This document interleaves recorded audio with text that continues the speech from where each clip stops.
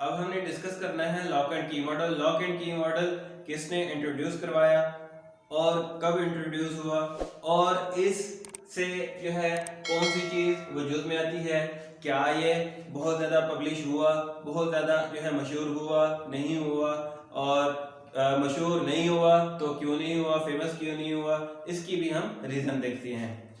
आइए हम इसे डिस्कस करते हैं। लॉक एंड की मॉडल के हवाले से सबसे पहले जर्मन केमिस्ट जिसे इमिल फिशर कहा जाता है, उसने 1894 में इस लॉक एंड की मॉडल को इंट्रोड्यूस करवाया।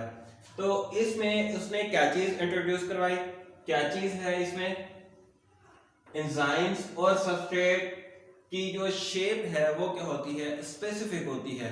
जिस तरह एक लॉक और जिस तरह एक ताला है, लॉक है, वो एक खास चाबी से ही खुल सकता है। फॉर एग्जाम्पल हमारे पास बहुत सारी चाबियां हैं और उस चाबी में से सिर्फ एक चाबी ही जो खास होगी वो एक खास ताले को खोल सकेगी। इसी तरह हमने ये देखना है कि ये जो एंजाइम है, एंजाइम सबस्ट्रेट के साथ जुड़ता है और उसकी वजह से एंजाइम सबस्ट्रेट कॉम्प्लेक्स बनता है।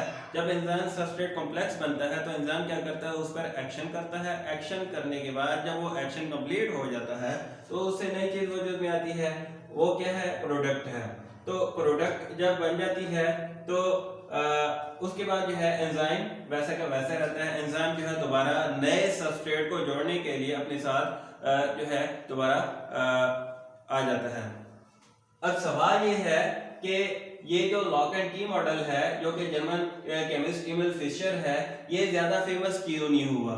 इसकी वजह यह है कि क्योंकि ये सिर्फ खास सबस्ट्रेट को ही अपने साथ जोड़ सकता है, हर सबस्ट्रेट को नहीं जोड़ सकता। फॉर एग्जांपल मैं यहाँ पर जो है एक और सबस्ट्रेट बनाता हूँ, ये एक सबस्ट्रेट बनाई है मैंने, ये वाली जो सबस्ट्रेट है ये इस एक्टिव साइड के लिहाज से ये वाली फिट है।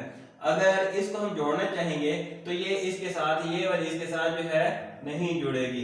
तो ये क्या है, ये नहीं जुड़ेगी। क्यों नहीं जुड़ेगी? उसकी वजह यह है कि इंसान की ये जो एक्टिव साइट है, ये वाली कैविटी है, ये क्या है, रिजिड है, बहुत ही सख्त है। ये अपने आप को चेंज नहीं करती, अपना स्ट्रक्चर मोल्ड नहीं करती। तो यही वजह है कि ये जो लॉक एंड की मॉडल है ये ज्यादा फेमस नहीं हुआ। तो ये जो सबस्ट्रेट है ये इसी एंजाइम के इसी एक्टिव के साइट के साथ ही जुड़ सकता है। ये जो सबस्ट्रेट है एंजाइम की इसी एक्टिव साइट के साथ ही जुड़ सकता है और कोई भी सबस्ट्रेट इसके साथ नहीं जुड़ सकता। सिर्फ ये जो एंजाइम की एक्टिव साइट है, एंजाइम की एक्टिव साइट इसी के मुताबिक, अगर ये इसी शेप के मुताबिक ही अगर सबस्ट्रेट आएगा तो वो इसके साथ जुड़ सकेगा। ये इस तरह का अगर होगा या इस तरह का होगा तो वो नहीं जुड़ पाएगा। अगर इस तरह का मतलब होगा तो वो इस एक्टिव साइट के साथ नहीं जुड़ पाएगा और नई जो प्रोडक्ट है वो भी नहीं बन पाएगी। और इसी टॉपिक को हम मजीद जो है एक डायग्राम्स की मदद से समझते हैं। आइए हम इसे समझते हैं। इस डायग्राम में हम देख सकते हैं कि लॉग है जो कि एंजाइम के तौर पर काम कर रहा है और इसी तरह की है जो कि सबस्ट्रेट के तौर पर काम करती है।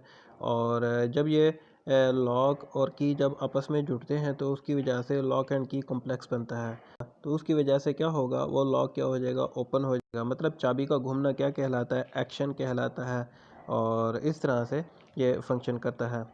तो इसी तरह हम सामने एक और डायग्राम देख रहे हैं कि एंजाइम के साथ जो है सबस्ट्रेट है और एंजाइम की जो सबसे इम्पोर्टेंट चीज़ है एक्टिव साइट है। एक्टिव साइट क्या करती है, कैटालिटिक फंक्शन करती है और कैटालिटिक फंक्शन से जो है प्रोडक्ट बनती है।